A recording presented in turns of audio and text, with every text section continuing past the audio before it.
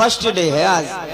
अब देखो कथा को पहले दिन में, भगवान की कथा की पहले दिन में कथा की महिमा आती है। किसी ने पूछ लिया महाराज ये भागवत इतना प्रसिद्ध ग्रंथ है, इतना सुखदायक ग्रंथ है, तो ये वास्तव में है क्या, इसको सुनने से लाभ क्या है? देखिए बड़ा समझने की विषय है भैया।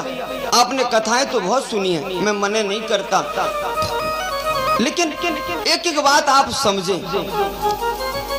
भागवत जी हम क्यों सुनते हैं? कथा सुनते क्यों? देखो भैया बात है कोई नहीं करेगा, आप भी केवल अपना कार्य करें। विनायक भैया हैं, हाँ। कथा का हमारे जीवन में क्या महत्व है? भागवत जी वास्तव में है क्या?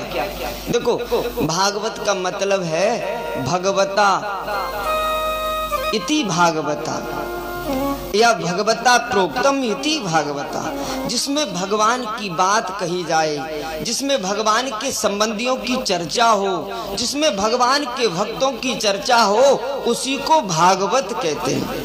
भागवत किसको कहते हैं? भगवता प्रोक्तम इति भागवता, जिसमें भगवान की बात हो, जिसमें भगवान के संबंधियों की बात हो, वही भागवत है। अब आप देखो आज गली गली महाराज हम लोग जाएं और निरी कथाएं है रही, काऊ से पूछो भैया का है रहा, वो भावत है रही, का है रहा भावत है रही, चाहे भले ही राम कथा है रही हो भैया, लेकिन वो बताएगा भावत हो रही। यहाँ तक कि कथाओं में उसे अंतर नहीं पता, भागवत क्या है राम कथा क्या है। क्यों?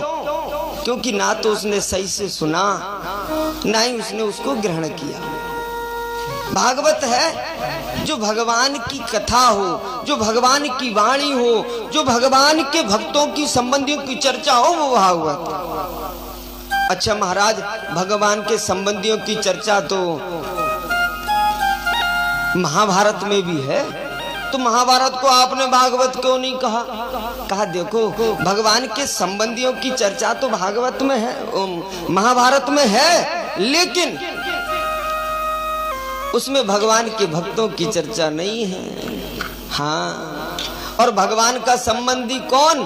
जो भगवान का भक्त हो। है भगवान वो रिश्ता नहीं मानते, ये मेरा ससुर है, ये मेरा चाचा है, ये मेरा ताऊ है, ये मेरा नाती है, ये संबंध नहीं चाहिए भगवान को। तुम्ही हो माता पिता, तुम्ही हो बंधु सखा, तुम्ही हो। हे प्रभु आप मेरे माता हैं, आप मेरे पिता हैं, आप मेरे बंधु हैं, और आप ही मेरे सखा हैं। ये भाव होना चाहिए हमारा उसके प्रति। भागवत क्या है इस बात को समझा।